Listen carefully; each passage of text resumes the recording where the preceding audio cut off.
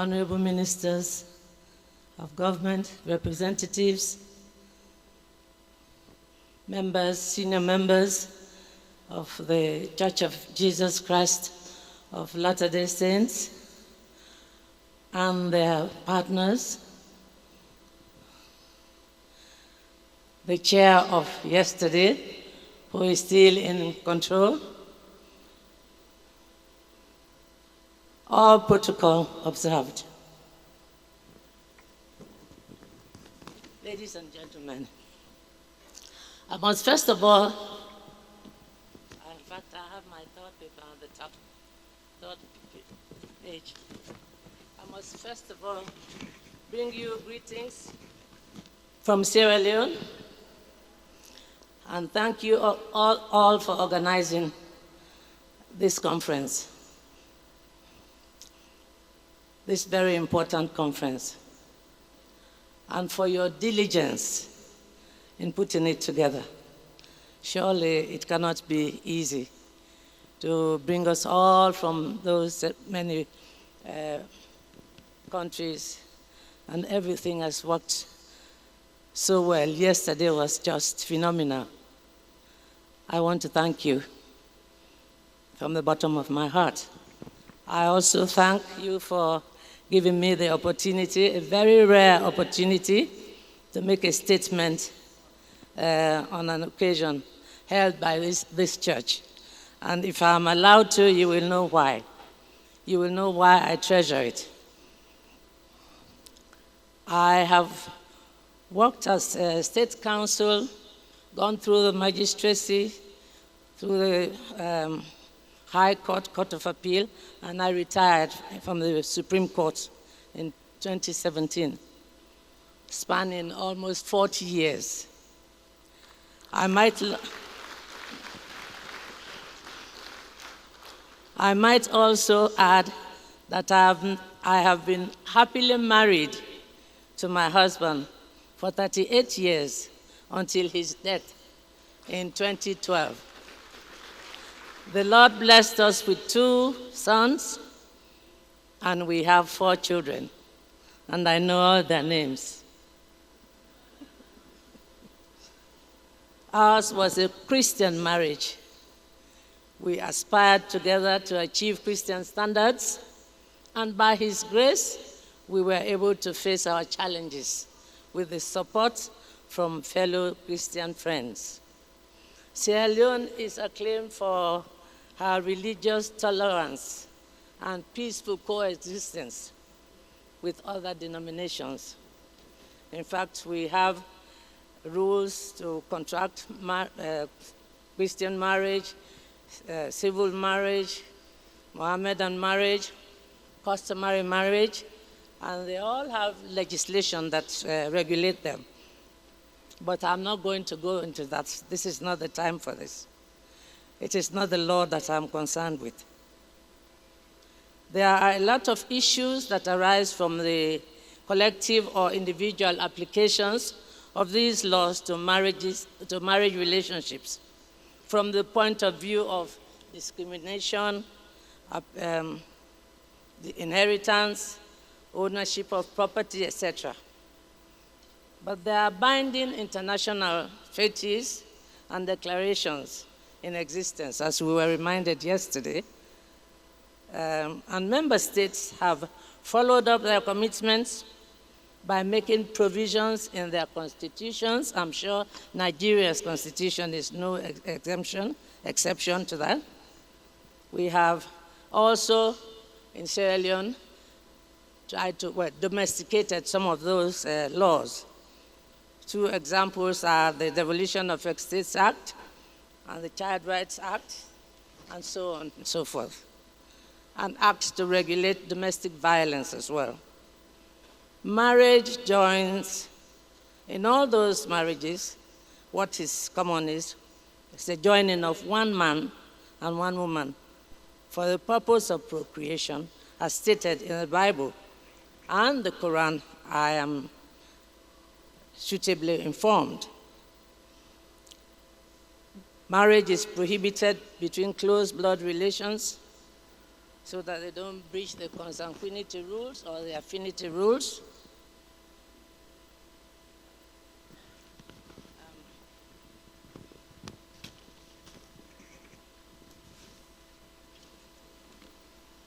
Well, looking at marriages, I would like to look at the first part of it. The marriage ceremony is usually well planned, blissful, joyous, lots of goodies, and invariably a very prominent place is reserved for God, the supreme and divine creator.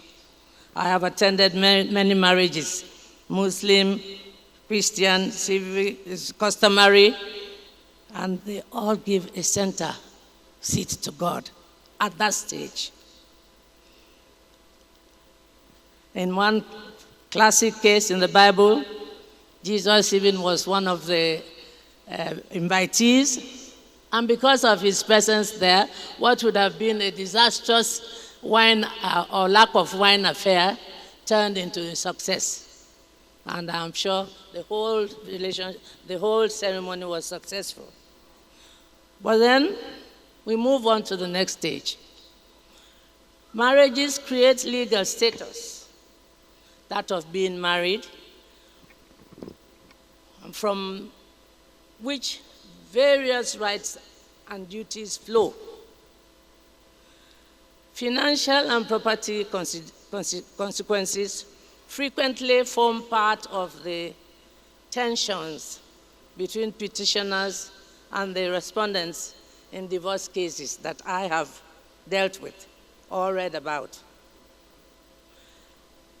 Later statutes have given spouses separate legal personality, and they have the same rights and obligations. For example, mutual obligations of financial support to each other and to their children, and they both have parental responsibility. Husband and wife must consummate their marriage. The surname changes, not that it's not really legally required, but that's frequently done. The wife changes the name to husband. And husband and wife have mutual rights of sexual intercourse, only limited by being reasonable, not brutal, violent, or pervasive. There is a duty of marital confidentiality during the marriage. Invariably, all the marriage ceremonies invoke the presence of God, as I said. As a Christian, I believe we need to carry God all through the way, not just through the ceremony. The joining together of a man and a woman. Thank you. The joining together of a man and a woman. Okay, thank you. Thanks for trying. Where God's divine creation, He has a divine purpose. He has ordained certain laws as stated in various chapters of the Bible. We must try to obey these laws about how to conduct ourselves within and outside family. Our responsibilities towards our children are all within the scriptures. Are we losing focus on the spiritual journey as in God's plan? These are very vital and crucial to our human and spiritual well-being. Secular laws keep changing with the so-called needs. I would sometimes say fancies of society. And marital bliss keeps deluding us, deluding spouses, going by the divorce rate at least. The Universal Declaration of Human Rights, I think, is a wonderful example of man turning away from not leaning on his own understanding, but turning back to natural laws, God-given laws, which ought not to be violated. That's human rights, God's given rights. The institution of marriage has been ravaged by many challenges. We are straying away, we are straying from the natural order. Poverty, including spiritual poverty, indiscipline, lack of knowledge, failing to plan for what, all these have been mentioned before. Okay, thank you. Failure to acknowledge the spiritual side of a human being. I'm even embarrassed to admit as to how late I admitted, or not admitted, but to know that spiritual parallel between our bodies and our spirits going together. Well, we nurture the body, and I cannot be faulted for that. But do we nurture the spirit? Physical separations of families due to economic pursuits or stresses of war have all taken a toll on marriages. Criminal activities, child abductions, trafficking of people for body parts, slavery, prostitution, or some of the weakening forces against marriage and family life. There is a high incidence of divorce and domestic violence.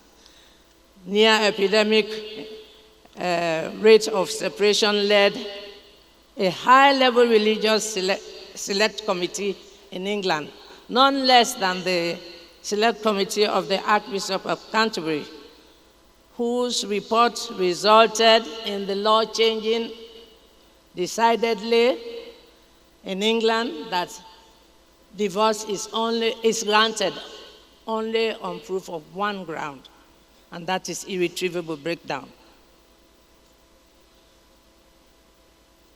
So as I listened in court to these statements of case, these petitions and their responses, trying to prove irretrievable breakdown, going through factors of adultery, desertion, cruelty, unreasonable conduct, separation, and either with consent or without consent.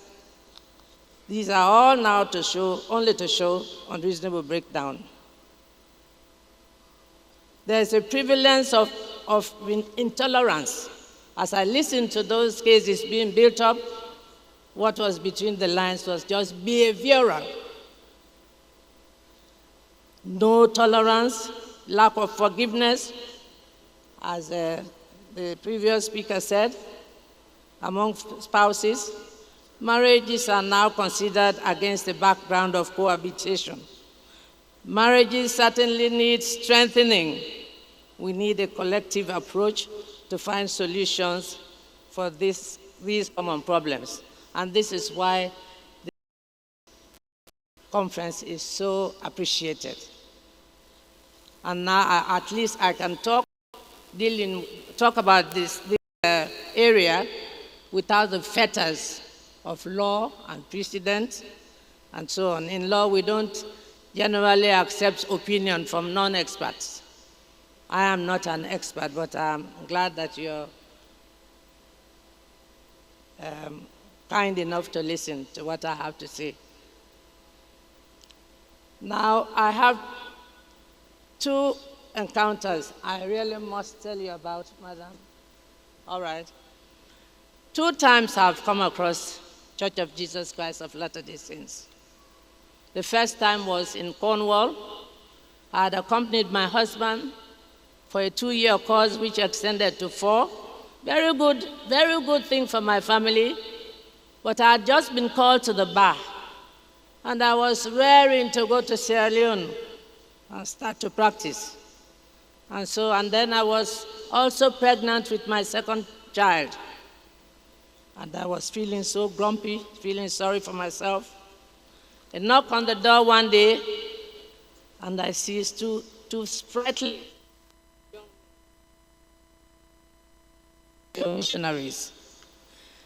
Fast forward, my encounter with those 2 boys, and I'm not saying boys because out of respect, that's what I used to call That's the name I have for them, apart from my 2 angels. Our family was strengthened. I forgot about my selfishness. I focused on the blessings that I had all heaped there in front of me. And my family was never the same again. The second one I don't think I have time for, but it was a miracle. I had been diagnosed with cancer. And again, this was in another city, several years again from the first meeting. Enter these 2. My husband tells them, the next meeting we'll have a little further. You have to postpone it. This lady is going into hospital for a procedure. I'm sitting like I sat here. 2 of them, one stands here and here, praying with me. And what I experienced on that day, I will take with me to my grave. I realized I was sobbing when I came around to this quiet prayer. I don't know what he said to God. And I looked up. I'm sorry. And as I said, I looked across to say sorry to my husband. I could see from his tears that we were going through something. I did not know what it was. But I confirmed later. Come the operation, after the operation, I see the consultant running briskly towards me. Mrs. Jones, you are all right. Mrs. Jones, you are not as ill as you think you were. And then he thought perhaps I did not understand English properly. He said, you are less ill than we thought you were. And I just lying on the bed, I just pointed like that. I said, I know. And he said, come again? What do you mean? I said, the man up there, he's looking after me.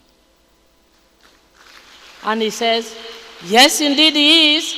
Anyway, that was just confirmation of my miracle. I clicked back and everything fell into place. I don't have to say it in detail, but I give praise and thanks to God. And yes, Church of Jesus Christ of Latter-day Saints, what you are doing is very, very real strengthening through your missionaries. Way out there, know them. I have to be and to know how many more families would have been strengthened. Well, I'll leave the strengthening techniques to experts. I just conclude by saying that we must turn our minds to the laws of God and obey His commandments. Everything we need is in the scriptures. Love, let us give love the place it deserves. It will solve everything else. At this stage, let me not overstep my mark too much. I thank you all for listening.